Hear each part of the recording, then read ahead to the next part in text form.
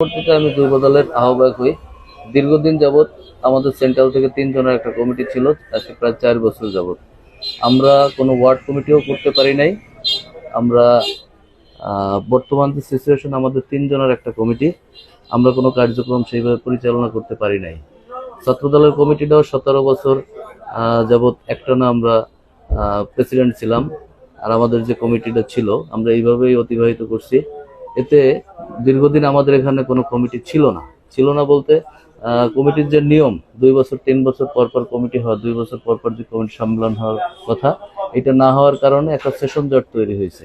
দীর্ঘদিন এই কমিটিটা আমাদের হয় নাই। ছাত্র দলের 17 বছর হয় নাই, যুব দলেও প্রায় 4 বছর একটা আহ্বায়ক কমিটিতে আমরা অতিবাহিত করার চেষ্টা করছি। বর্তমানে যে জ্যামটা হয়েছে, আর আমাদেরও এখন অনেক বয়স হয়েছে, আমরা চিন্তা করছি যে জুনিয়র যারা আছে তাদেরকে আমরা সুযোগ করে দেই।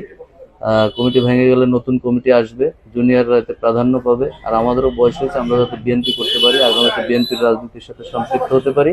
এই জন্যই মূলত আমার যুবদল ছাড়া স্বেচ্ছায় আমি যুবদল থেকে পদত্যাগ করছি, যাতে নতুনদের এখানে জায়গা সৃষ্টি হয়। এটাই হচ্ছে আমার মূল লক্ষ্য।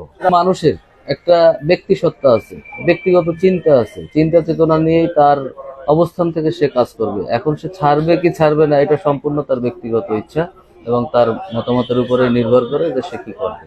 এখানে আমার কোনো বলার মতন কোনো অবস্থান নাই। তবে আমিও চাই যারা সিনিয়র আছে তারা আসুক বিএনপিতে এবং জুনিয়রদের তারা পদ তৈরি করে দেয়।